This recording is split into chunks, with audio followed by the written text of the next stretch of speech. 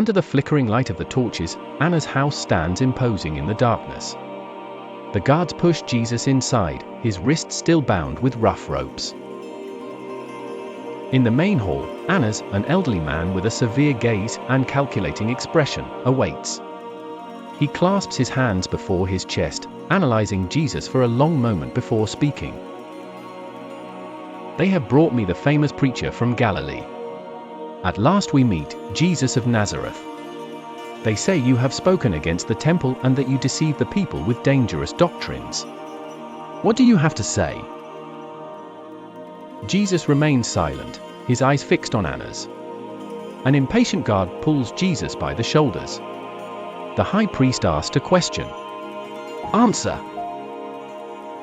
Jesus raises his gaze and, with a serene voice, replies, I have spoken openly to the world. I have always taught in the synagogues and in the temple, where all the Jews gather. I said nothing in secret. Ask those who heard me, they know what I taught. The answer displeases one of the guards, who strikes Jesus in the face with the back of his hand. Is this how you respond to the high priest? Jesus does not react with anger. He simply observes him. If I spoke wrongly, prove the wrong. But if I spoke the truth, why do you strike me? Annas furrows his brow. This man does not bend before authority, and that unsettles him. But he also realizes that there is not enough legal basis to condemn him. Take him to Caiaphas. He will know what to do. The guards pull Jesus back into the cold night, heading towards an even more hostile trial. Under the flickering light of the torches, Anna's house stands imposing in the darkness.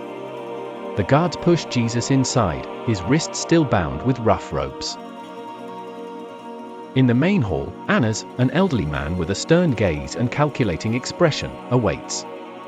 He clasps his hands before his chest, analyzing Jesus for a long moment before speaking. They have brought me the famous preacher from Galilee. At last, we meet, Jesus of Nazareth. They say you have spoken against the temple and that you deceive the people with dangerous doctrines. What do you have to say? Jesus remains silent, his eyes fixed on Annas. An impatient guard pulls Jesus by the shoulders. The high priest asks a question. Answer! Jesus raises his gaze and, with a serene voice, replies, I have spoken openly to the world.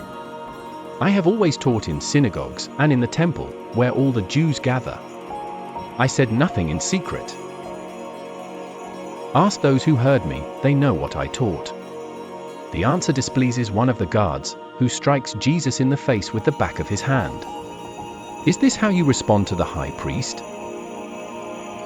Jesus does not react with anger. He simply observes him. If I spoke wrongly, prove the wrong. But if I spoke the truth, why do you strike me? Annas furrows his brow.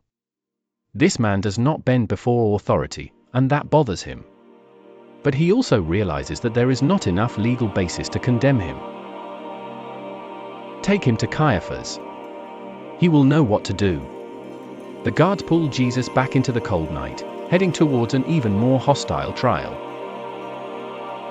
The grand hall of the Sanhedrin is illuminated by flickering torches, casting dancing shadows on the stone walls.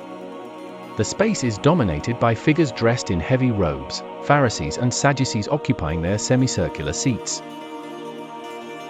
The urgency to condemn Jesus is evident in the very fact that they are gathered there at that moment. Trials were not supposed to happen at night, as Jewish law dictated that such serious decisions be made in the light of day. But this was not an ordinary night. The desire to eliminate the man who challenged religious authority was greater than any rule. Jesus stands in the center, hands bound, his face marked by fatigue and the blow he received from a guard during the previous interrogation. His gaze is not one of fear, but of unwavering calm, something that deeply unsettles those present. Caiaphas, the high priest, stands at the front, with a stern yet restless look. He needs to find a strong enough accusation to justify Jesus' condemnation. Present the witnesses. At this command, two men appear. Their looks are anxious, insecure. They were hastily recruited and, although trained to lie, their words lack coherence. I heard him say he would destroy the temple and rebuild it in 3 days. No, he said he would destroy the temple and it would never be rebuilt.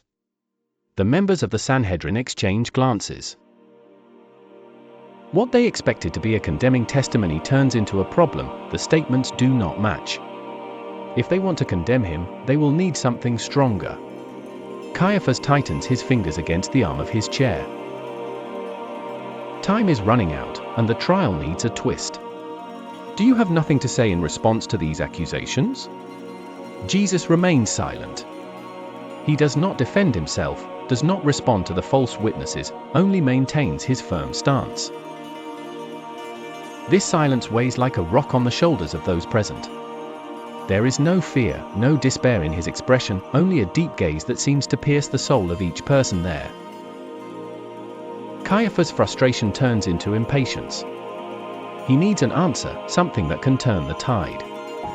Then, he asks the decisive question, the one that could lead to the final condemnation. Tell us, are you the Christ, the Son of the blessed God? Everyone in the room holds their breath. There is no escaping now. If Jesus confirms he is the Messiah, they can accuse him of blasphemy. The silence stretches into a moment that feels like eternity. Then, finally, Jesus lifts his head and replies, I am. And you will see the Son of Man sitting at the right hand of the Almighty and coming on the clouds of heaven. The answer echoes through the room. Some present widen their eyes, others exchange looks of surprise and indignation. But Caiaphas reacts theatrically. He suddenly stands up, tears his robes, and shouts, blasphemy! We do not need more witnesses. The Sanhedrin erupts in murmurs and exclamations. Some agree, others seem hesitant, but the majority has already made their decision. He must die. Yes. He claims to be equal to God. The trial has been a farce from the beginning, but now the verdict is given. Jesus will be taken to Pilate, for only Rome has the power to decree the death penalty. The guards advance on him, pulling him roughly. As Jesus is led out, some of the priests smile, satisfied that they have achieved what they wanted. But little do they know that this condemnation will not be the end, it will be the beginning of the greatest act of redemption in history. The room of the Sanhedrin was buzzing with murmurs and indignant glances. The elders, scribes, and priests who made up the council were gathered for what would be the most controversial trial in the history of Israel. The thick air of expectation and tension made it difficult to even breathe. Caiaphas, the high priest, was still standing, his face marked by a look of feigned outrage. The silence that had settled after Jesus' response was broken by his dramatic gesture. With a swift movement, he tore his robes. This was an act of extreme symbolism, something a high priest would only do in a moment of great religious indignation. He has blasphemed. He dared to equate himself with God. The other members of the Sanhedrin exchanged glances. Some looked surprised, others satisfied. It was exactly the accusation they needed. According to Mosaic law, blasphemy was a crime punishable by death. What need do we have for witnesses? You yourselves have heard. What is your verdict? Murmurs erupted throughout the room. Men raised their fists, some pounded the table, others looked at Jesus with open hatred. He must die. Yes. He claims to be the Son of God. This man is a threat to our faith.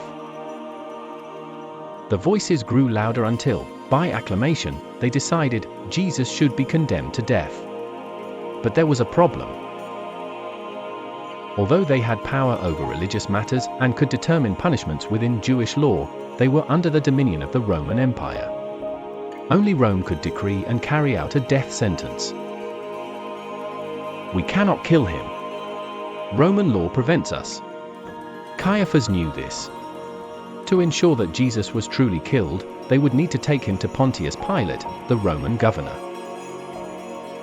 However, the Romans did not care about blasphemy or Jewish laws. They needed a political accusation, something that would make Pilate see Jesus as a threat to the empire. It was then that the Jewish leaders decided to change the narrative. They would not take Jesus to Pilate as a blasphemer.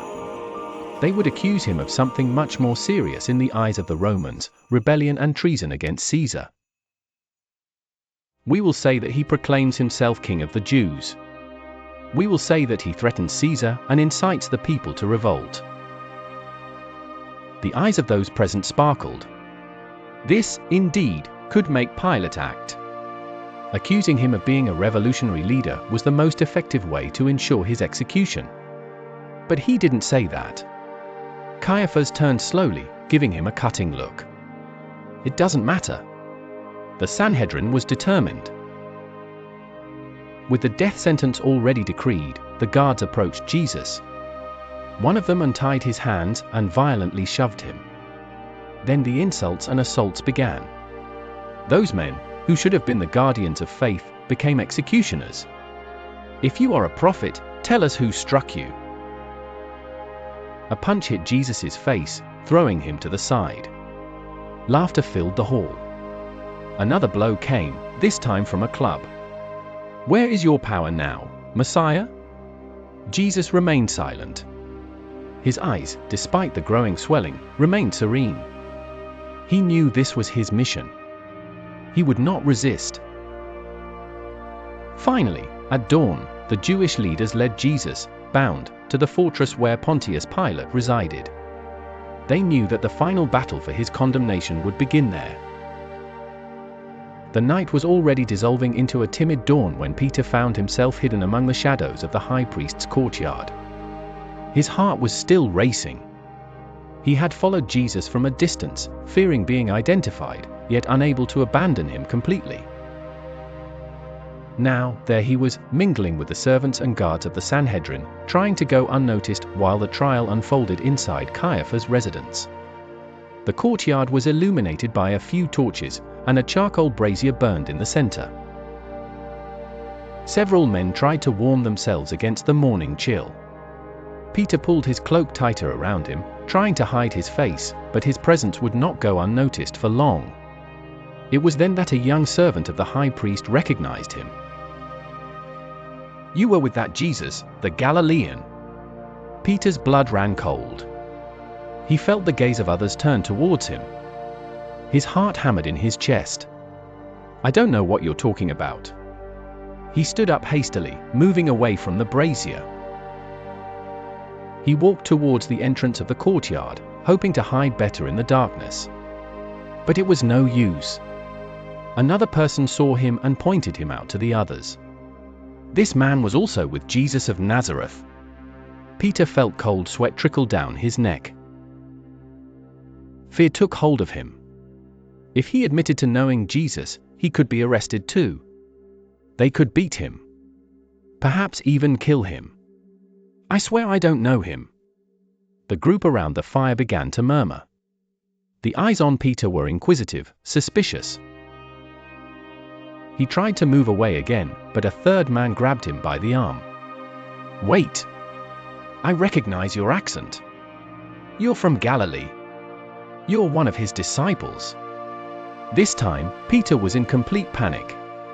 Everyone was now watching him with suspicion. The fear of being arrested, of being dragged into that house where Jesus was being judged, was greater than any loyalty. "I don't know this man. I swear to God." And then, the moment the words left his mouth, the piercing sound of a rooster crowing echoed. Peter froze. The sound tore at his soul. He remembered. Just a few hours earlier, during the Last Supper, Jesus had looked at him with eyes of infinite compassion and said, "Before the rooster crows, you will deny me 3 times." The weight of betrayal fell upon Peter like an avalanche. His chest tightened, his breath became ragged. He looked around, but everything seemed to spin. The world was crumbling around him. And then, amidst the crowd, he saw Jesus being led away by guards. Jesus turned and looked directly at him. There was no hatred. There was no condemnation. Just sadness. Peter couldn't bear it. With tears in his eyes, he turned away from the courtyard and fled into the darkness of the city. When he finally stopped, far from everyone, he fell to his knees on the cold ground of Jerusalem and wept bitterly. His heart was broken. He had failed. He had promised that he would never abandon Jesus, that he would never deny him. But when put to the test, he succumbed to fear. Regret consumed him. He didn't know what he would do now. What could he do? Peter, who had so often declared himself willing to die for Jesus, now saw himself as the most miserable of men.